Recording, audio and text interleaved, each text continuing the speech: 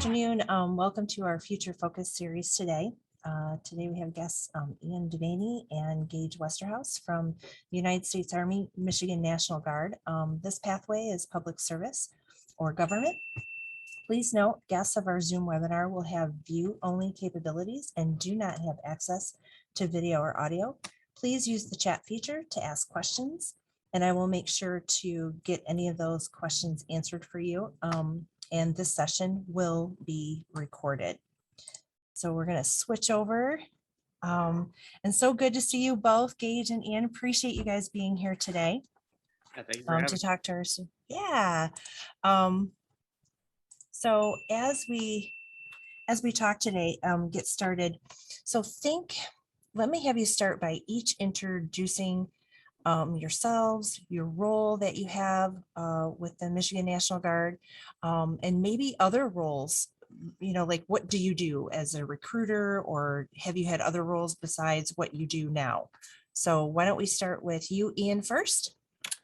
Sure, yeah. So my name is Sergeant First Class Ian Devaney. So I am a recruiter with the Michigan Army National Guard.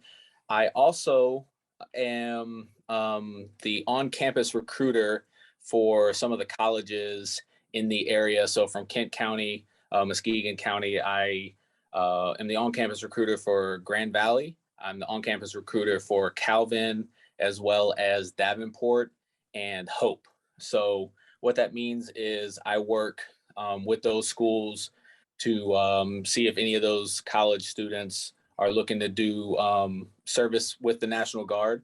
But I also work with the ROTC program to look at, other options for those that are wanting to serve, to join ROTC as another way to maybe become an officer. We might touch on that a little bit today Sure. as a to maybe help pay for college, or another route for them, to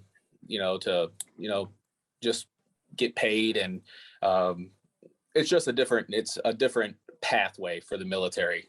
So I kind of do both. So I also go to some high schools. So I predominantly work out of Kent County, but I do some work there in Muskegon County. But yeah, so a lot of high schools, colleges. I am just there just to kind of give the information and help any way that I can. Yeah. Now, have you always been a recruiter? I have not, actually. So I've been in for 19 years. So I started out in communications with the National Guard. I did that for quite some time. And then I transferred over and did some transportation work, did some logistical supply work. I've actually only been a recruiter for about 3.5 years now. So this is all relatively new to me. I say relatively new, 3.5 years, but it's a different world from doing, the normal Army stuff, but I think it gave me a good perspective being able to go out and see what the Army was all about, see what the National Guard, actually does before I was able to start, helping young people start to kind of understand. I have a lot of, questions, and I can answer a lot of questions because I've seen it, I've done it. So it gives me that opportunity to, give them the firsthand experience, because, a lot of times I had those questions and I got those questions answered myself. That's great. Yeah, it's great to have that experience to be able to answer those questions for students. So Gage, what about you? Your role and kind of what you do? Yeah, so I'm also a recruiter. So I'm primarily out of the Muskegon area. So I recruit out of the high schools, Reese Buffer, Mona Shores, Muskegon Catholic, and then a few of the northern schools too. But yeah, so I've been in for 12 years now, going on 13 here shortly. And recruiting is quite new to me. I've been doing recruiting for about a year and a half. So, those other 11 years, I was what we call a weekend warrior. So I did the 1 week in a month, 2 weeks during the summertime. But I primarily stayed in the combat jobs, basically. So I'm primarily artillery. So I was in charge of the section that actually told cannons, or the 155 millimeter howitzers to, where to hit, where the target was, if you will. And then moved into rocket artillery, and then also did a little stint in the infantry too. So my experience is mainly actually only just being a soldier in the National Guard, more so than being a recruiter. But this past year and a half or so being a recruiter, and that's full time. Obviously, this is a full time position rather than the weekend. So I really had a chance to kind of almost have a whole different perspective on almost my service in the past 11 years, and it kind of, and then trying to do like what Ian was saying is using my past experience to kind of give counsel to those younger generations that are kind of interested in the military. So and then so alongside being a soldier, I was also full time as a career, if you will. So I was, I started out actually framing houses. I got into metalworking. I was a welder. I was a machinist, machine builder, and moved into actual project management in that custom machinery kind of industry. So I have a lot of experience in the civilian side and the trades, if you will, too. So I kind of I always like to say I'm a jack of all trades and master of none. So kind of been around, done a lot. So Yeah, that's great. So just to clarify for those that may not understand maybe the difference between the National Guard, Michigan National Guard, and regular United States Army service. How are those the same and how are those different? So Either one of you. Sure. So the way that we differ is so we both wear the same uniform. The United States Army, the Michigan National Guard, we both have U.S. Army tatted on our chest. The main difference is that the National Guard, our main job, what we were built for is anything domestic. So all 54 states and territories have their own National Guard. And our primary missions are disaster relief, civil disturbances, a lot of humanitarian missions. So Flint water crisis, riots in Kenosha, riots downtown Grand Rapids, lakes flooding, in the UP, floods in the UP, things like that. Those are the things that the National Guard would get called up for. Anything that the governor puts the state into a state of emergency. COVID, for instance, when we were called up for COVID, the National Guard was actually called up to help set up what we call hasty testing sites, where we just set up, tents and to, help start testing for things. The National Guard, that is our bread and butter. That is that is what we are made for, is to help in times of need, to do those humanitarian type missions to help secure our stateside borders. Now, with that being said, we do have those opportunities to deploy just like our active duty brethren do, like the U.S., the Army, active duty Army, and the Army Reserves do as well. We do that mission as well. We tend to look at it, we have two bosses, right? We've got our governor, and then we also have the President of the United States. So we do kind of wear both hats. So wherever they call you in. So like I've told you both, my dad was in the Michigan National Guard. And so my understanding is that his was more of a part-time service because he had a job. And then he would do this on the weekends. And like you said, in the summer. Is that really the intent of the National Guard, is like it's a part-time service? Or are there, you guys are working full-time, but are there other full-time opportunities within the National Guard? Yeah, so we're kind of like split almost. For the majority, most of our force is going to be made up of those part-time soldiers. So I would say, roughly 85 to 90% of the force. But there is a substantial opportunity to have full-time positions. And so like each unit within the state, within the National Guard, will have a full-time staff, basically. So there is a administrative type NCO. There's another junior NCO that helps with that. There's also a supply NCO, and that's for every single unit, throughout the state. And then at headquarters, obviously, there's many more job opportunities within that are full-time. And then there's a huge sector for our technicians. So there are full-time technicians that will work on all of our equipment, and that is another full-time orders, if you will. But they also serve in their units themselves too. So there's definitely that opportunity too there. Sure. And well, and just like with our cars and everything else that is so techy now, the military is no different. So people that are interested definitely in technology, there would be a place in the military. So let me ask you both. When you guys were back middle school, high school, did you guys ever think that you would be in the National Guard serving in service to your country, or did you think you'd be someplace else? And how did you get from there to here? So we'll start with you, Gage.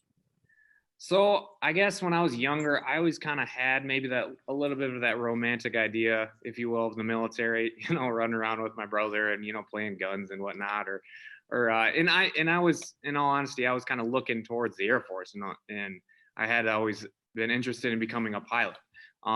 So that kind of was always in the back of my mind. But I guess it got pushed aside with, preparing for college. My mom really pushed for college. So in high school, I was, doing all those difficult classes to get into college, if you will. And then I did go to Western Michigan University, into their aviation program. Go Broncos. Yeah, exactly. So I started, flight training and everything. And upon getting my first class medical, the doctor kind of gave me a little word of advice that maybe this may not be the best route, because I had this heart condition from a kid, and I also had high blood pressure. So and then at the same time, I was actually joining the National Guard. So I had all this going on, and I guess the flight thing kind of just didn't work for me. Is that what it came down to? And so I kind of jumped into the National Guard and along with, I needed to pay for the flight school. So that's the main reason I joined the National Guard, was to pay for college. My parents helped me out, but it gets very expensive. So that's kind of how the Guard kind of came up to be. And I was an ROTC at Western for my first year. So that's also kind of what really introduced me into the military, was that ROTC program. And I decided just to move forward and just kind of jump. I kind of just jumped in. I really didn't. I wish I had more forethought, I guess. But I just jumped in. I took the job with the biggest bonus, and it was artillery, and I loved it. So, it's weird how things work out. Yeah. But yeah, it was just, that's kind of how I fell into it, though. It was to just pay for. I was just a broke college kid, in all honesty. Needed to figure out a way to get through it. So that was kind of how I went into it. Yeah, that's a legitimate path. And I think, looking at your background in welding and those hands-on things, it probably is a very good fit for artillery for you. I can see where that would be a very good fit. So Ian, same question to you. I talk to students all the time, and it's funny when I go and I introduce myself, and I'm sitting there telling all these young people, how the National Guard's got all these great, benefits, and how, if you've got this feeling that you want to help out and all that stuff, this is the way to do it. And then I go to introduce myself, and I'm like, hey, I'm Sergeant First Class Ian Devaney. I joined the National Guard 17 years old out of high school. And I tell them it was the best decision I never knew I'd make. And what I mean by that is that I had no desire whatsoever to join any branch of the military. That was not for me. Absolutely not. I actually lost a bet. That is how I joined. I have no grand, whatsoever, no stories, no feeling of doing something bigger than myself, nothing like that. And what I often tell people is, you may not have that desire to serve. It may not be the reason why you join that is the greatest thing. You may join for the college money, but what has you stay in might be something a little bit different. And the reason I say that is because that's exactly my story. So again, I lost the bet. I transferred high schools to play football, and I had a buddy of mine that I was trying to convince to transfer over with me as well. And at the time, he was in the process of joining the Florida National Guard. And so he was like, hey, man, I want you to come talk to this recruiter with me. And I was like, there's not a chance. No chance. I'm not going to do it. went back and forth, back and forth. Finally, I convinced him to come over to the school with me. And the discussion was, hey, I tell you what I'll do. If you come over, I'll talk to the recruiter. He came over. I lied to him. I didn't go talk to the recruiter. So he's like, you know what? You need to talk to this guy. And I said, you know what? We'll do this. If we win state championship, I will go talk to the recruiter. I knew there was no chance that we were going to do that. So I knew I had it in the bag. Obviously, you see me here. We won state championship. Yep. I went and talked to the recruiter. And at the time, I had no plans. I was a 17-year-old senior that honestly had no idea what I was going to do. I didn't grow up with a whole lot of money. I didn't have any plans for college. I didn't have any idea of how to go about getting funding for college. I didn't know what I wanted to do when I graduated. So at the time, it was just, okay, I'll just do this. So I joined the National Guard, and I went to training and got home. And honestly, that was all I had, was the National Guard.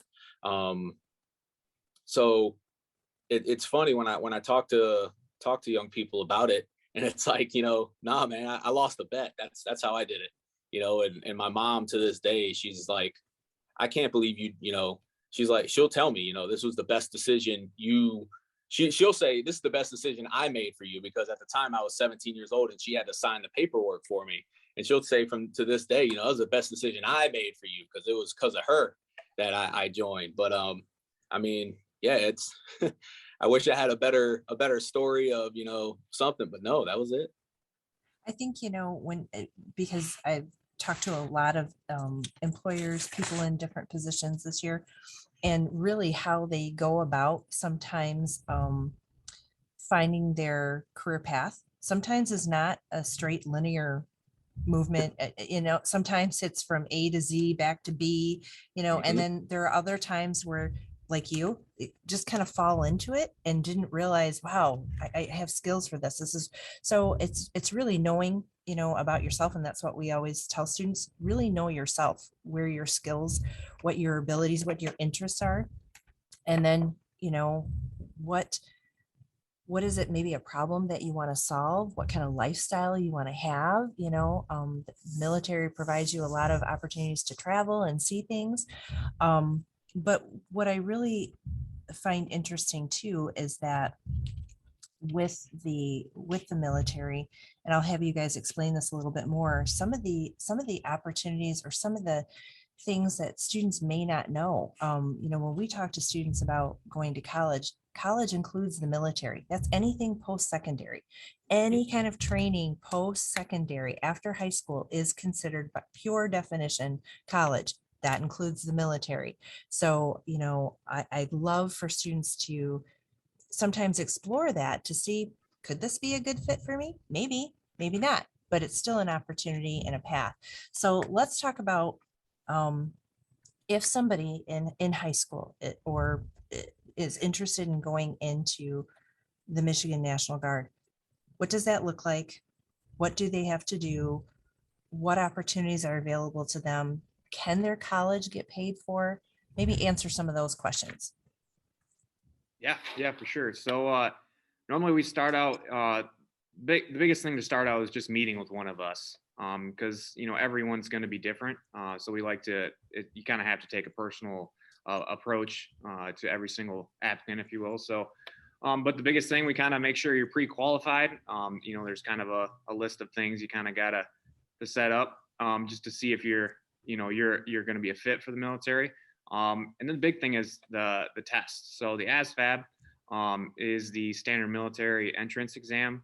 It gives us idea of your aptitude, and then also gives us an idea what job would fit you best, and to see if you meet those qualifications. So really, that's one of the big things we'd like to knock out to really see if you're qualified. And then after that, we just kind of move. We got to do basically kind of move into some paperwork just to see if you're medically qualified is kind of the next thing. And to see if you're medically qualified, you kind of do a pre-screen, and that's through MEPS in Lansing. And that's where you actually enlist and everything. But the biggest thing, you have to get out to MEPS to do the physical. And the physical is kind of the big, I would say, the funnel, if you will, or the bottleneck for the most part. So and we help applicants, move through that kind of that process. So, and then, that's kind of the big thing. You want to chime in, see a few more things, or? Yeah, I think that's the Gage, you hit it, man. It's the aptitude piece is the big piece, because that helps decide A, if you can join, and B, what all you're qualified for, what different jobs you qualify for, what incentives you're eligible for. Once you get past that, then it's, figuring out the rest of the qualifications morally. Do you have any law violations, things like that. Medically, if there's, anything that medically could disqualify you, or if there's something that we need to work out. And then, from there, it's going through MEPS and getting poked and prodded and, all those things. They're going to look at your background. They're going to look at your medical background. We're the government, right? So they're able to, Yep. pull some of that stuff to make sure that everything is, as we're saying, because, the military, they want the best of the best. They want to make sure that you are, because at the end of the day, when you see us walking down the street, we're expected to be held to a higher standard. And so with that, there is certain background checks that have to be done and things like that. And, that's all part of this. So, going through that. And then of course, especially for some of our high school, students, I think the biggest hurdle after that is, getting prepared for basic training. I think that a lot of, high school students, that's like the biggest hurdle, I guess is the best way to put that. It's, oh my goodness, it's the first time yes. It's the first time to be like, oh my goodness, I'm about to get yelled at. I got a lot of push-ups I got to start doing, what did I just get myself into? But then after like week 3, it's like, all right, here we go. What do we, well, you want me to do push-ups? All right, I got you. Now what do you want me to do? But it's just that initial shock, I think. But it's just getting over that, I think, is the biggest thing for anybody, because especially as a young person, most people haven't left home for an extended period of time like that. This is their first time leaving the state for an extended period of time like that.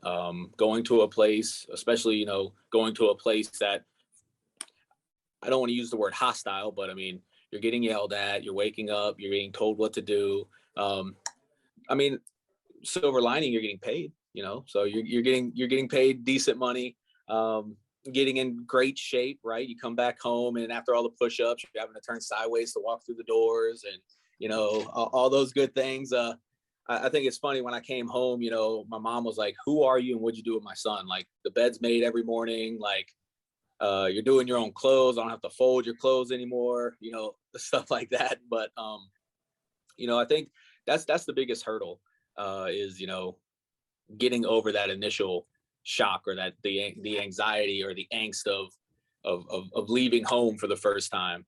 Yeah, and that could be true when students go off to college too. That you don't have somebody doing your laundry service for you. You have to do it yourself sometimes. And so, yeah, those are very big transitional things. And then you have, like you said, the physical component of making sure physically you can enter the military, but then when you go through basic, all those things there.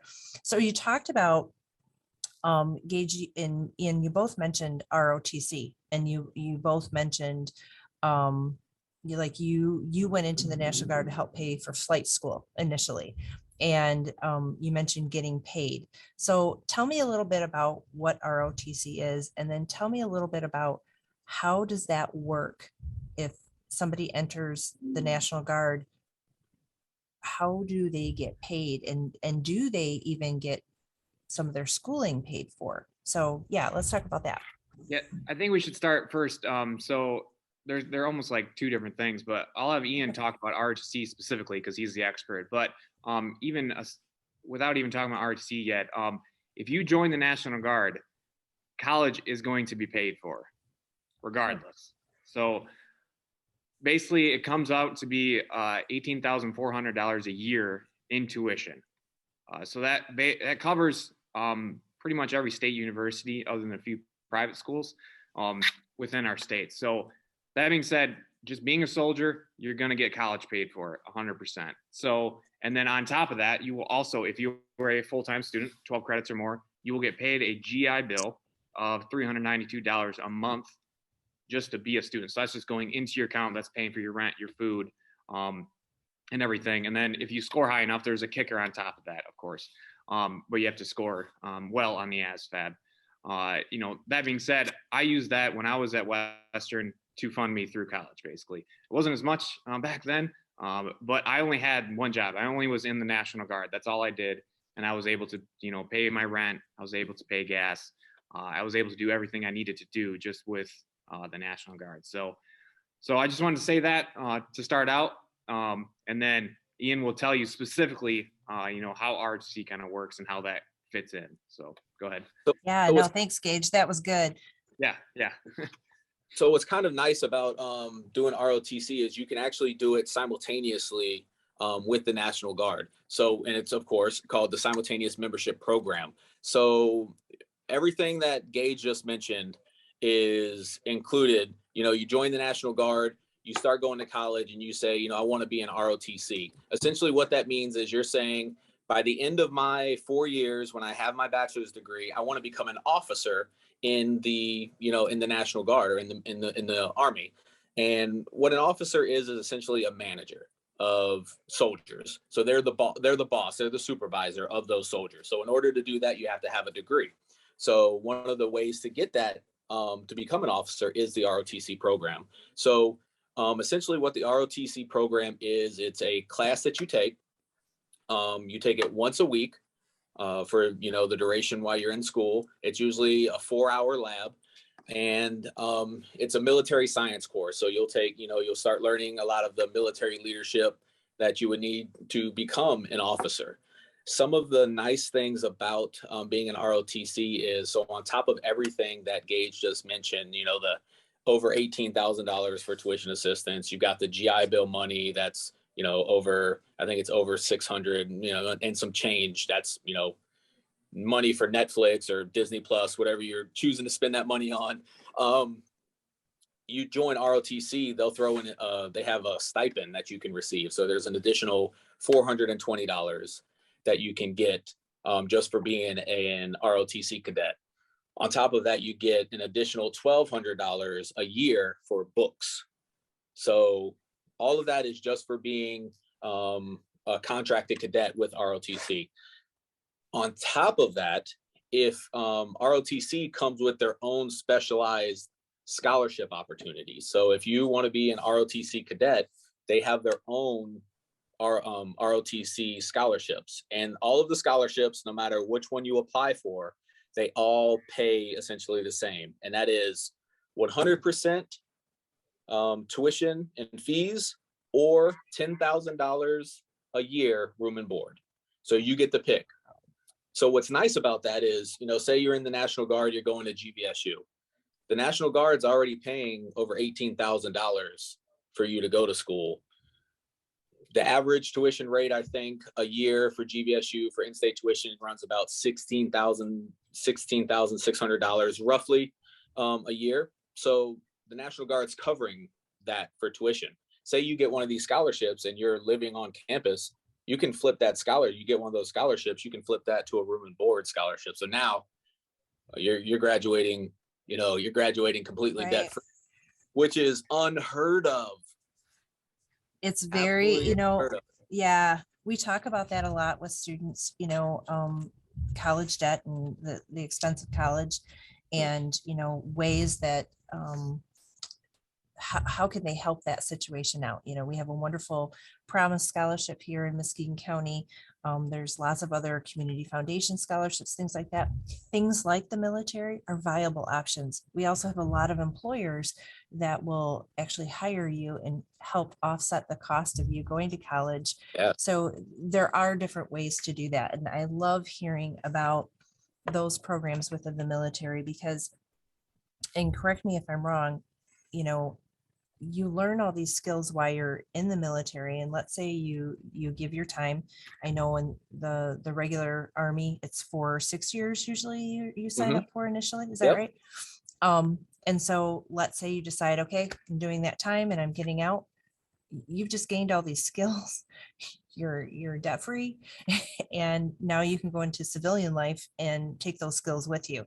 So it's not like something you're trading one or the other. It's stuff that's transferable. And Yep. and you've even said, yeah. So I think that's important to note as well. So what other than, you've talked about your recruiter positions, if people go into the Army National Guard, what are some of the jobs or careers that, is there medical? Is there, I mean, you talked about technicians, right? Is there, we heard about artillery and hands-on things, but what are some of the other careers that if somebody's interested in maybe not artillery or not recruiting, what's available to them? Yeah, so there is a lot of jobs to say the least. So there's over 100 jobs within the Guard. Wow. So it's pretty much anything you can imagine, that the Army could do. Some of the kind of the unknown ones I would say is military intelligence. We have our own little detachment. Also cyber warfare, and other tech or another network technician types jobs. And that's expanding rapidly as of right now. They're looking to stand up an entire another detachment within the state of IT and cyber warfare type positions. So technology is on ramping up really quickly within the Guard, and they're very utilized on the federal level too.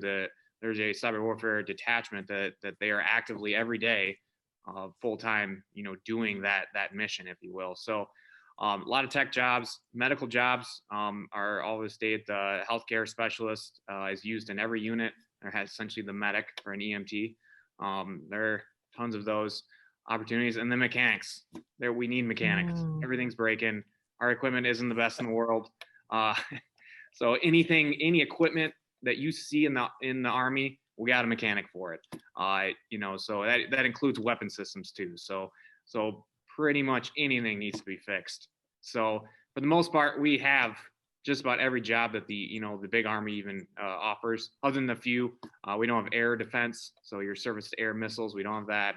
And then we don't have Abrams tanks. So other than that, we pretty much have everything else for the most part. Well, yeah, I think that's interesting to note because you're essentially, you're a community within communities. So, Definitely, yep. All the things you have like in Muskegon County to make Muskegon County function, you probably need in the military too. And I know like I have 2 family members that were in the Navy and they were on aircraft carriers. Okay, those are essentially cities on water.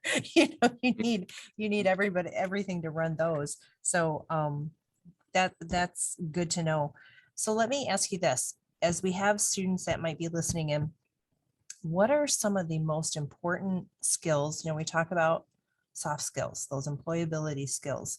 What are some of the skills that are really, really helpful for people that are looking to going into the National Guard that you guys look for, or that would really be helpful for them to have?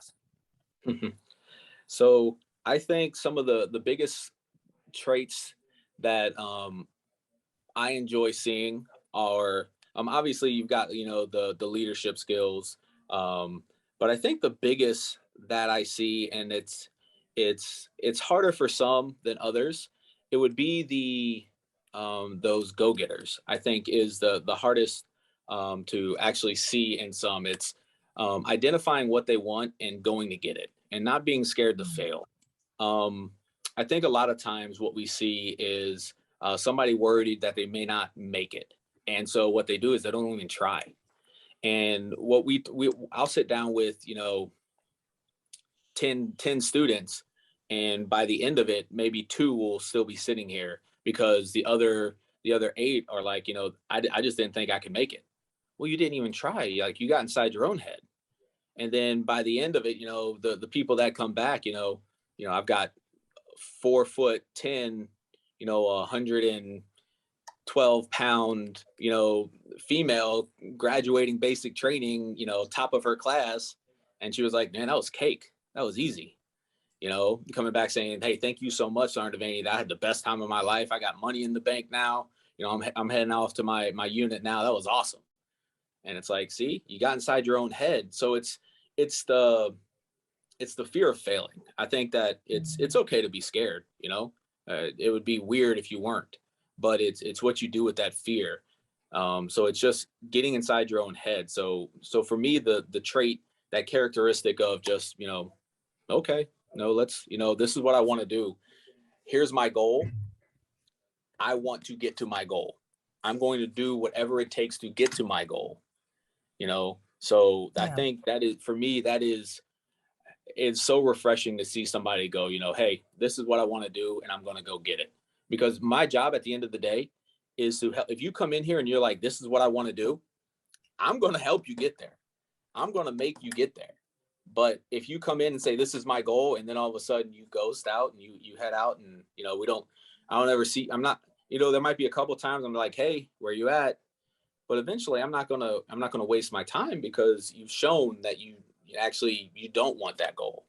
So I like to see those goal setters, those go-getters. Gage, what about you? I would say one of the big things too is just resiliency.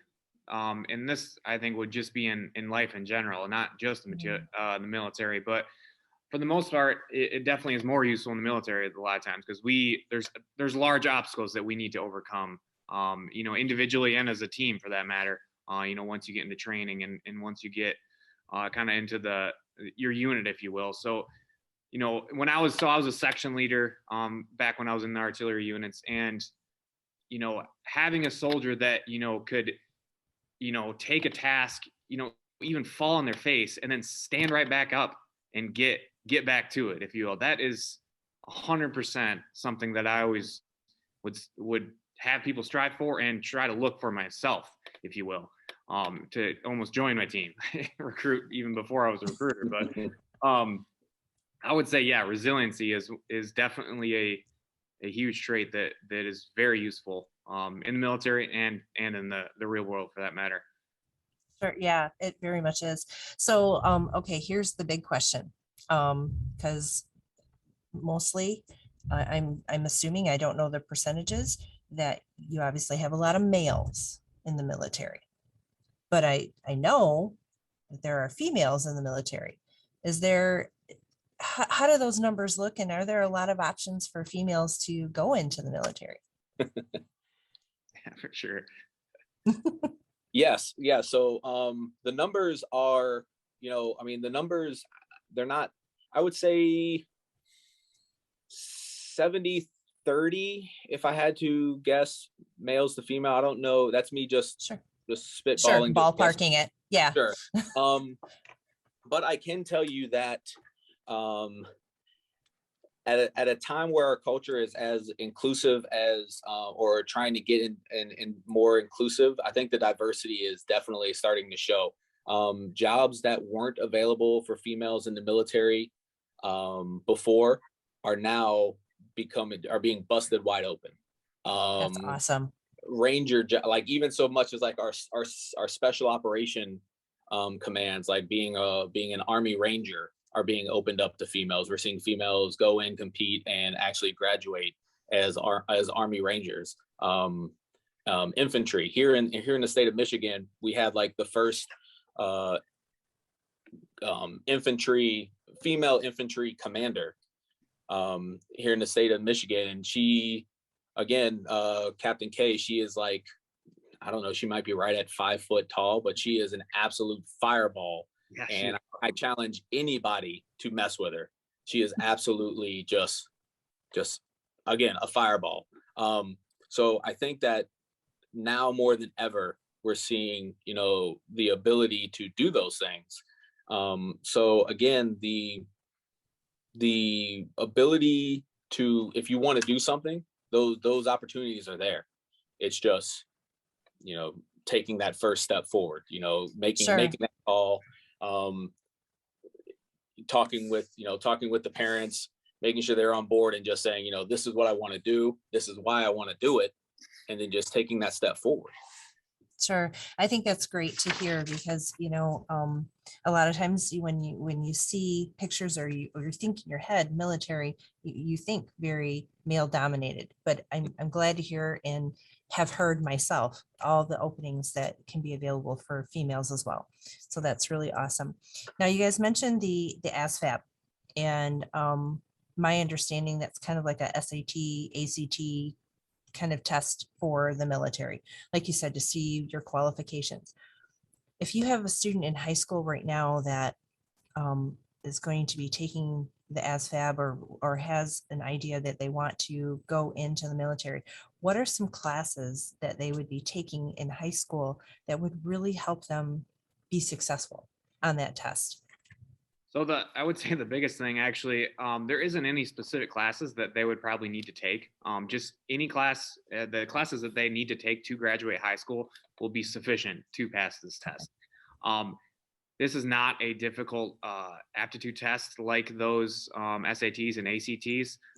It is definitely just a much general, if you will, test. It's got some weird sections in it that ask, more specific stuff that would be very job related. But for the most part, it's 4 main sections. It's just arithmetic, basic arithmetic type math, word knowledge, paragraph comprehension. So it's very basic things. For the most part, if you're in high school, you actually have an easier time doing this test than if you were out of high school for a few years. So if I was go back and take the full ASVAB, I don't think I would actually do very well, in all honesty, because I don't remember how to do long division by hand. So for the most part, Do they still do that? Yeah, it is definitely on there. For the most part, high schoolers really don't need to do much to prepare for the test, other than to maybe contact one of us to give them a practice test.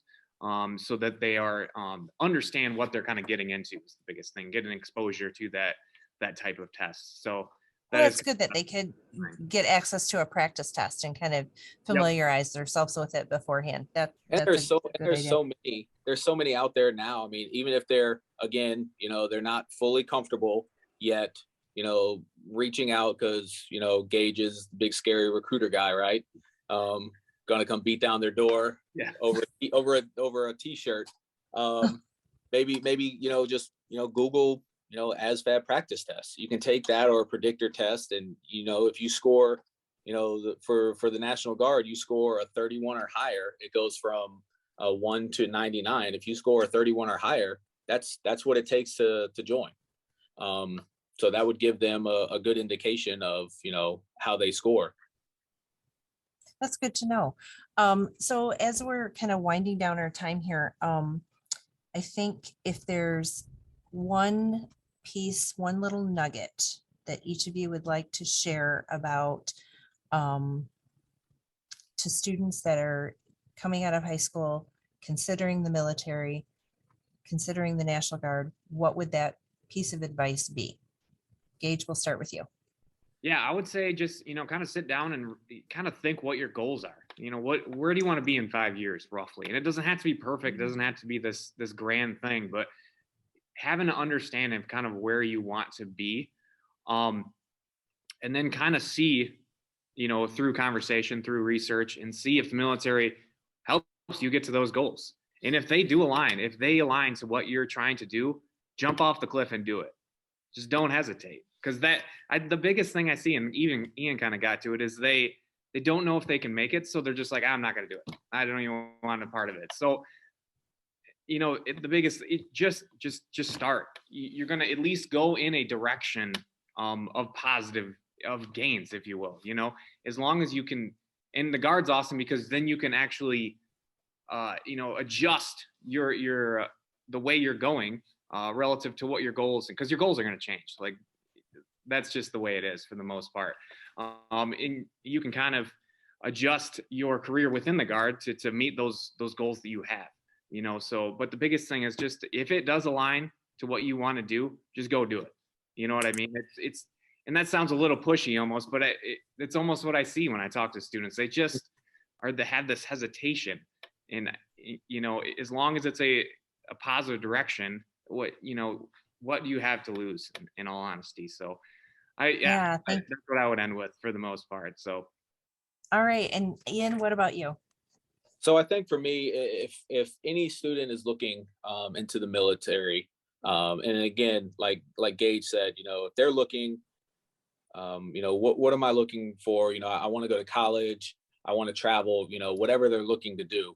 Um, what we want them, because at the end of the day, we're recruiters, right? So we're going to tell you everything great about our product, right? You walk into the Marines office, they're going to tell you everything great about their product. You walk into the active duty Army, same thing, Navy, all that.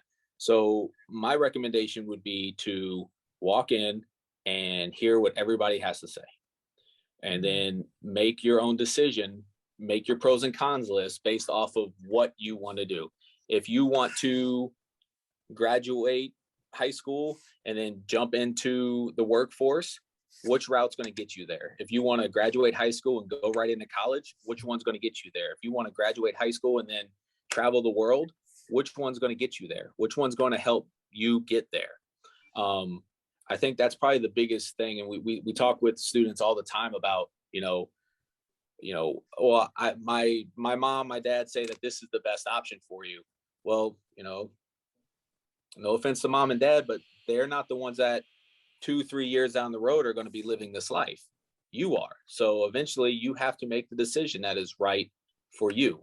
So they can help, but go get the information for yourself, write out your pros and cons list based off of what you see your 1, 5, 10-year goals being.